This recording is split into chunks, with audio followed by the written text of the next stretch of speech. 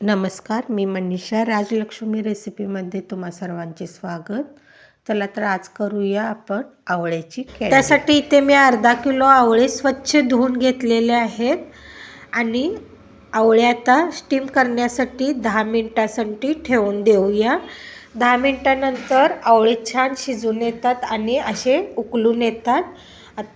आता सगळ्याच्या बिया आपण काढून घेऊया आणि आवळे सगळे मिक्सरला फिरवून त्याचा पल्प तयार करून घेऊया.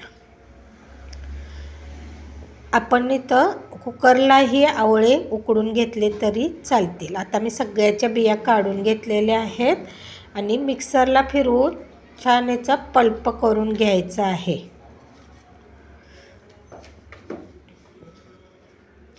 आता एका पॅनमध्ये पूर्ण काढून घेतल्यानंतर कँडी खट्टी मिठी होण्यासाठी आपण थोडे मसाले घालून घेऊया. यामध्ये मी अर्धा चमचा लाल तिखट, अर्धा चमचा जिरेपूड, पाव चमचा काळं मीठ आणि पाव चमचा आपलं रेग्युलरचं मीठ घालून घेतलेलं आहे. कँडीला एक वेगळी चव येण्यासाठी 1 चमचा मी क्रश केलेलं आलंसुद्धा यामध्ये घालून घेतलेलं आहे. आल्यामुळे स्वादही छान येतो कँडीला. एवढ्या पल्पसाठी मी सगळं मिक्स करूया. जवळपास गूळ किसून घेतलेला आहे, तो आता यामध्ये मिक्स करून घेऊया. अर्धा कप भरून गूळ घेतलेला आहे, तो छान दोन्ही आता मिक्स करून घेऊया. गुळामुळे पल्पला पाणी सुटते आणि थोडंसं मिश्रण पातळ होते. गॅसची फ्लेम मिडियम करून घेऊया आणि सतत हलवत अगदी गोळा मिश्रणाचा होईपर्यंत याला मिक्स करत राहायचं आहे.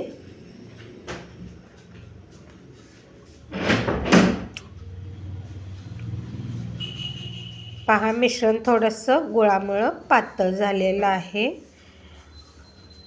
आता याला सतत हलवत मीडियम फ्लेमवर अगदी मिश्रणाचा गोळा होईपर्यंत मिक्स करून घ्यायचा आहे.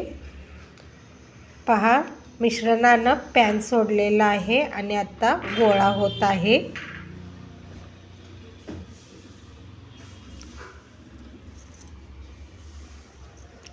आणि 5 मिनटं याला मी मिक्स करून घेणार आहे. अशा छान छान रेसिपींसाठी राजलक्ष्मी चॅनलला लाईक करा, शेअर करा, सबस्क्राईब करा आणि शेजारील बेल आयकॉन प्रेस करून ऑल ऑप्शन सेट करा, म्हणजे माझ्या नवनवीन रेसिपींचे नोटिफिकेशन तुम्हाला लगेच मिळेल. आणि तुम्ही हा व्हिडिओ कुठून पाहता तेही कमेंटमध्ये जरूर सांगा. पहा, मिश्रणाचा छान गोळा तयार व्हायला लागलेला आहे आणि 1 मिनिट याला असंच परतून घेणार आहे.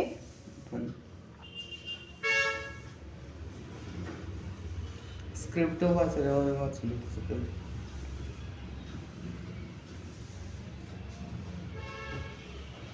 आता गॅस बंद करूया आणि मिश्रण खाली ठेवून थंड करून घेऊया.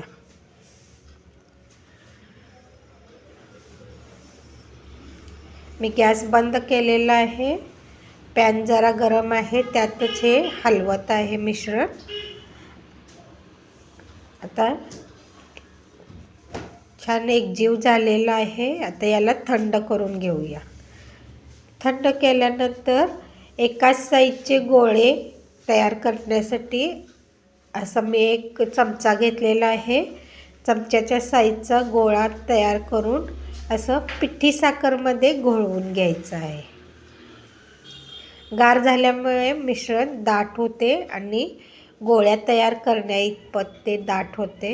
अशा सगळ्या गोळ्या तयार करून घ्यायच्या आहेत आणि पिठी साखरमध्ये घोळवून घ्यायच्या आहेत. या कँड्या महिनाभर सहज टिकू शकतात, कारण आपण पाण्याचा अंश जराही घातलेला नाही. धन्यवाद. कँड्या किती छान